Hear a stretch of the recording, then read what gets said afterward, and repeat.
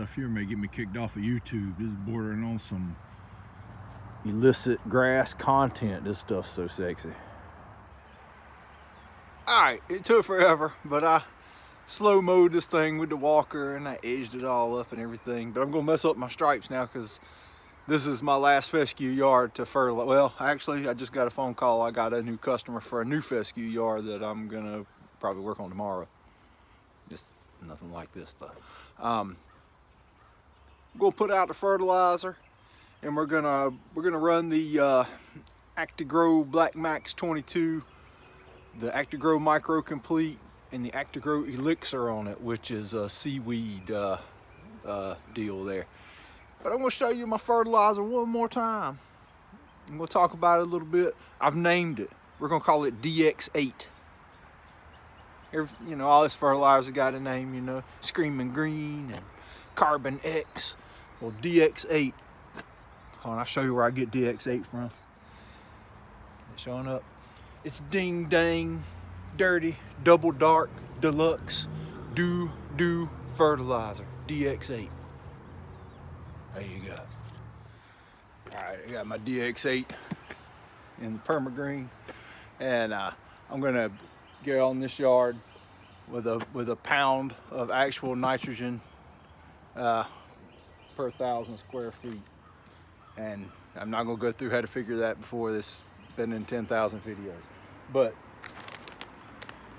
the 1838, you know,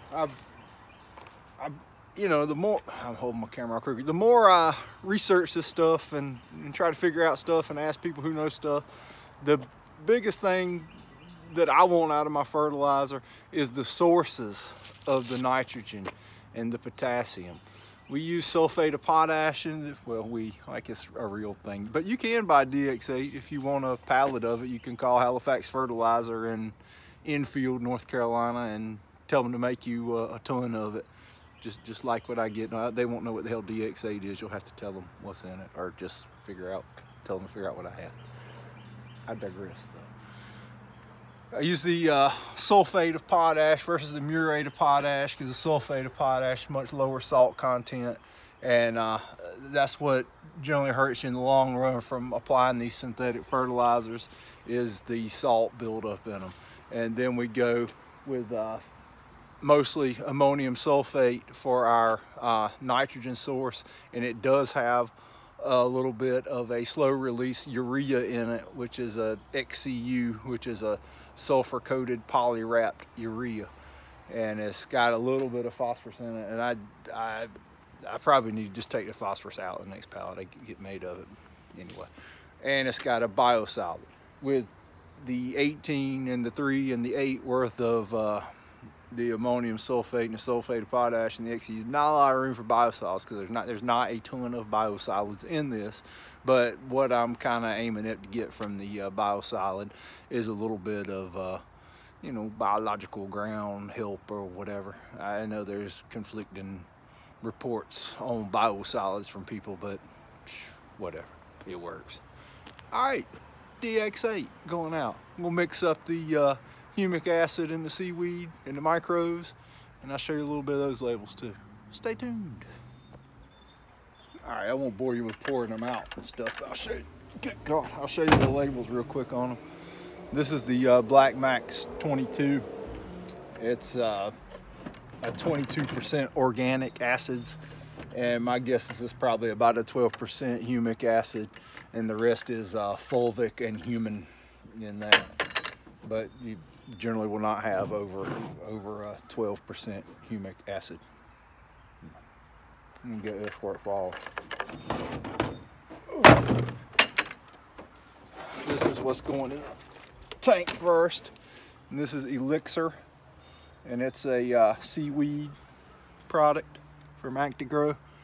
And we all know how the kelp and humic acid together work great for root growth and all that kind of stuff, and getting the growth hormones in. And this is the Micro Complete. Let me see if I can get it's actually got 4% nitrogen in it, 2% sulfur, 0.25% boron, 0.5% copper, 0.5% iron, 1.5% manganese, 0.01% molybdenum and 1.5% zinc. Might be all right to go in your seed setup too. All right, anyway, I'm going to mix these up. We're going to go 1 gallon of the Black Max 22. This elixir, I think, has a pretty high rate for a seaweed, actually. 1.5 to 4 pints. I probably do a quart on that. And this micro, I think, goes at a quart. Is 1 to 4 quarts. Might do 2 quarts on it. Get buck wild. All right, I'm gonna mix that up and do me some spraying.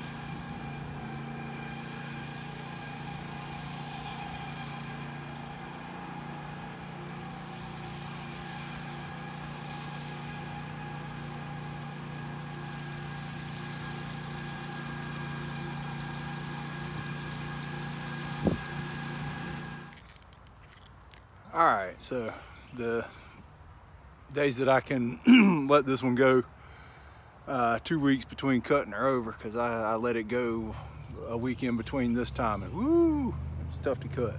But got it all knocked out, got the last round of fertilizer on it, put the Actigrow Black Max 22 in the elixir, and whatever the heck, the micro complete. So it's a lot of stuff. A lot of expensive stuff. So anyway, we'll see if that does any better than some of the other things we've been using, and if not, it ain't worth the money. But anyhow, done with this one. I'm gonna roll on, try to get one more today. But man, this fescue looks amazing. Looks like a really good year for the fescue for me, and plus my phone's ringing a lot about some fescue. I guess they've been seeing some of the other I got going on. This house might even be out of the transition zone. This is in Edgecombe County, and if you look at your zone map, it kind of dips up along the coast here, and this thing might be not even in the transition zone. So there you go. So we got it ready to fight this battle all summer. We're gonna run the fungicides on it with the other products I talked about, and see how she turns out. But right now, I dang sure can't complain. I don't think anybody could, which is a good thing. So we're gonna go check out one more if I can get to it. All right, well, I stopped off and mowed my sister's house on the way home. That thing won't worth putting on YouTube. Sorry, don't. But man, I'll put a shout out to the Pack of Wolves, my buddies, some North Carolina turf guys. We talk a lot about some North Carolina turf issues, whatever. But man, I got that yard fertilized, that fescue yard, and that was my last fescue yard I was gonna fertilize. But I got a phone call from a person I'd put a bid in for a full service deal on their fescue yard. It needs a lot of work though, and they're gonna let me do that. So I'm gonna start in on that one tomorrow, and that'll be a pretty interesting process to see which route I'm gonna take on that. I'll consult the Pack of Wolves. to see if they try to do a spring reseat on it or just work with what's there. But anyway, man, go out and get you some DX8. And I appreciate y'all watching, man. Oh, here's some railroad tracks coming up. Well, I'll let you hang with me until we hit the railroad tracks. See how vicious it is in a F350 with rock hard suspension. Yep. Okay. All right. Well, I was gonna go spray another yard, but my wife said that she's making dinner, and that sounds a lot more interesting to me. So I'm gonna go home and check that out. I'll see you guys next time. Thanks for watching.